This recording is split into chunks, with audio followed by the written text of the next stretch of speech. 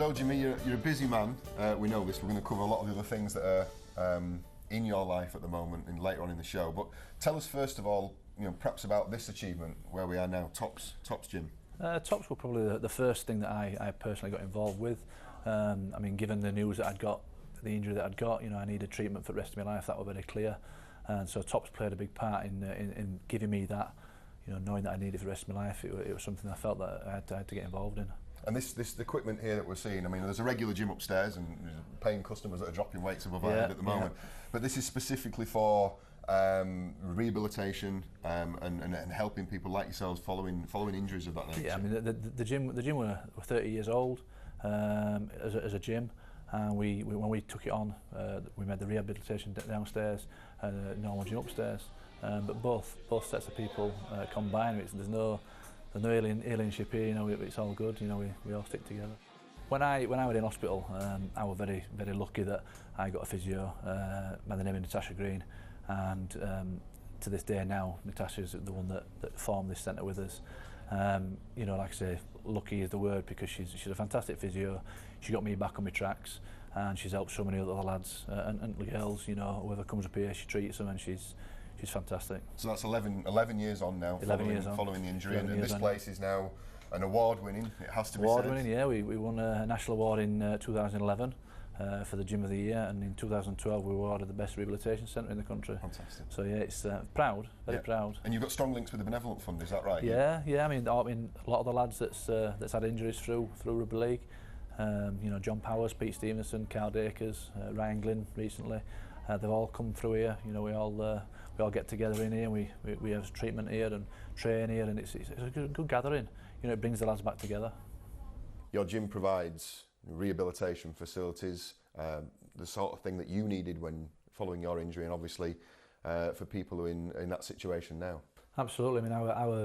Again, John, I was very lucky. When I left hospital, there was nothing out there for me, and I was fortunate to get an opportunity to buy into the gym with a good friend, and we formed Tops Fitness Rehabilitation, and we now treat people like myself. We spinal injuries to strokes and neurological problems, and it's a fantastic place to be. Not just because I take work there and I get my treatment there, but the characters and people that come in, you can learn something from her every day. Every day there's somebody else coming that I learn something from, and I think that's the key really. It's very important that you have that, because you can't know enough about this situation. It must make you very proud. I'm very proud to be able of it. To do I'm very, very proud of it, and I'm very proud of the partners that I'm involved in, and the staff that I've got at the centre there. When you see people come in and the life is really flat, and I can really emphasise that, because I remember being there myself. When in 3 and 6 months' time after treatment they come back out and they're beaming, you've done your job. And that's not just the physical side of it, is it? That's the mental rehabilitation, if we can call it that too. Absolutely. I think the physical side of it's probably 30%. The big part of it is how you deal with it in your head, and how you put those things into place. You've got to look at it. You've got to look inside and out of yourself to try and understand it. But until you do that, I believe then you can move forward. Once you understand where you are. So here's my next question then. So you work for the State of Mind campaign, which we all know a great deal about now, thanks to the awareness that's raised in the last few years. You actually speak with Paul Sculthorpe. Yeah. And you deliver your message, and what I want to ask you is it cathartic? Do you get as much out of that as you hope that the people who are listening to you do? Absolutely, I do. Yeah. State of mind for me is what it is. The words within it. State of mind. My state of mind when I had my injury was low. It was down. It was flat, and people around me picked me up and got me back on my feet, and I literally got myself back on my feet. And so I guess, the feeling that I get from State of Mind is it's a massive, massive accomplishment. What State of Mind have done as a group, as an organisation. But the individuals that we know that we've helped, you can't help but have a nice feeling. And I believe that's what happened to me is what I can give back. I'd like to think that the downs that I've had and the circumstances I've had to go through can potentially help somebody else before they get into that place. You've had a big impact on your co-presenter as well. I had a chat to Paul earlier in the week, and he's told me to pass on this to you. He says, from Paul, he's such an infectious person. Although you realise what he's been through over the last 11 years since his injury, you also realise why he's got to where he is today. Mr. Positive, ! He wrote to us. He's had a great impact on me and the hundreds of people who've met him and heard his story. And that's the Great Britain captain and twice Man of Steel talking about you. Kind words, kind words. It must be a great position to find yourself in now, where you can actually get out there and use your experiences for the benefit of other people. Yeah, I mean, look, when things happen in your life that aren't particularly what you want to happen, we can all sit down sometimes and moan about it and go down with it, but you have two options: you either get up or you give up. And I chose to get up and carry on and go forward. And I'm blessed in a sense to have met people, characters in the game, people like Paul, people like Preki. These are the guys that have had influence on me, and they've shown me different ways to do things. And without that, you lose direction sometimes. And these people can, they help you, they put you in the right place. You mentioned Preki, Steve Prescott. Tell us about your experiences with the Steve Prescott Foundation. How did you two meet? How did it all start? Well, I didn't really. I mean, I knew Steve as a player, not personally, but I knew, when we were at clubs. She played down here at Wakefield. But when the news came that Steve had got diagnosed with terminal cancer, the following year, or the same year, he did a walk from Hull to Old Trafford. And 2007. 2007, yeah. And at that time, I was with the Benevolent Fund at Old Trafford. And I saw Steve walk through the doors after his long walk. And, he didn't have to tell you anything about himself. He just had that aura about him. The belief that you got from him, he said he was going to beat it, and that's exactly what he did.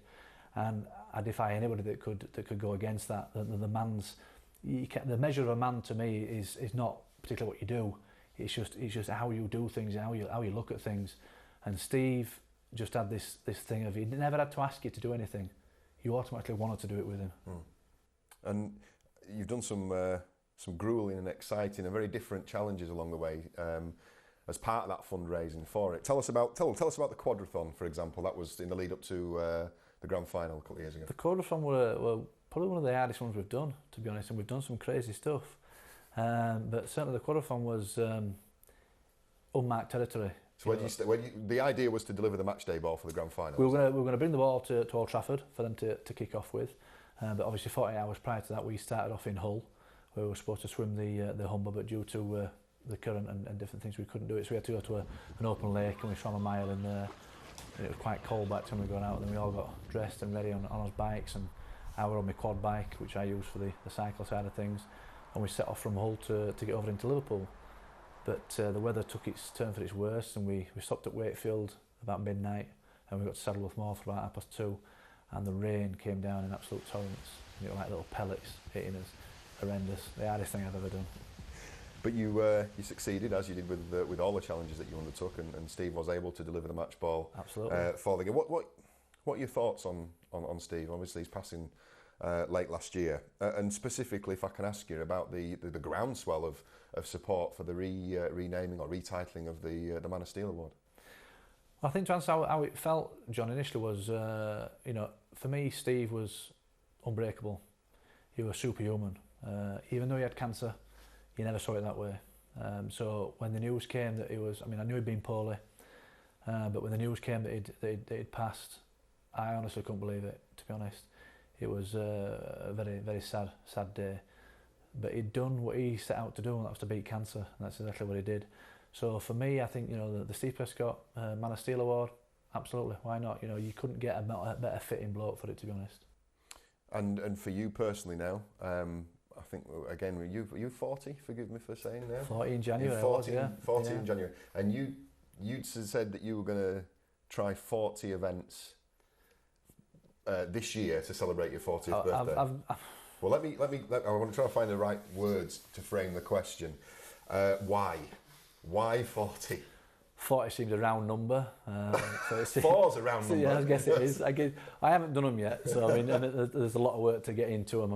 I've earmarked quite a few big challenges. There's one or two with the Prescott Foundation. There's one or two with State of Mind. There's a couple with Joining Jack, and there's a couple of things off my own back that I want to do. I fancy skiing this year for some reason. There's a few things in pipeline there. There's quite a bit to fill the calendar.